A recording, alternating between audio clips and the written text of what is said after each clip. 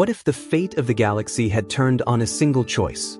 What if Qui-Gon Jinn had lived and trained Anakin Skywalker himself? Would the fall of the Chosen One have been prevented? Would the Sith's grand plan have crumbled? Or was Anakin's destiny always inevitable?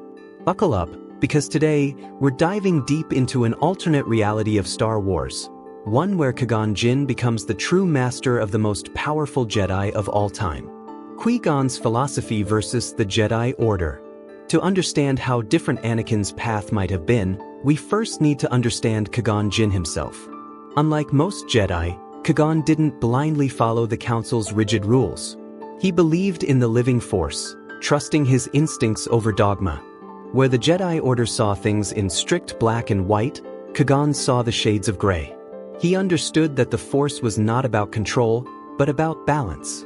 Now, compare that to the Jedi who actually trained Anakin, Obi-Wan Kenobi. As skilled and noble as Obi-Wan was, he was a product of the system. He followed the code, and while he cared for Anakin, he still expected him to conform to the Jedi way. But Anakin was never built to fit inside that rigid mold. Qui-Gon, on the other hand, he would have nurtured Anakin's independence. He wouldn't have demanded suppression of emotions but would have taught him to understand and balance them. Instead of forbidding attachments, he would have guided Anakin to handle them wisely. And this single change, letting Anakin be who he was rather than forcing him into something he wasn't, could have changed everything. A different training, a different future. Picture Anakin's training under Qui-Gon. Instead of a frustrated young Jedi caught between his emotions and a code that denies them, we'd see a powerful, confident warrior, in tune with the Force in a way few Jedi ever were. Qui-Gon would have focused on mindfulness, patience, and trust in the Force, not just skill with a lightsaber. He wouldn't have shamed Anakin for his fears but would have taught him to face them head-on. He would have helped Anakin understand loss, rather than letting fear consume him. Would this have stopped Anakin's fall to the dark side? Maybe, maybe not. But one thing is certain, he wouldn't have been as vulnerable to Palpatine's manipulations. With Qui-Gon guiding him, Anakin might have had the wisdom to see through the lies, to recognize the Sith Lord for what he was before it was too late. The ripple effect across the galaxy. If Qui-Gon had trained Anakin, the repercussions would extend far beyond just one Jedi's fate. Imagine a Jedi Order where Anakin was a bridge between the old ways and a more enlightened philosophy.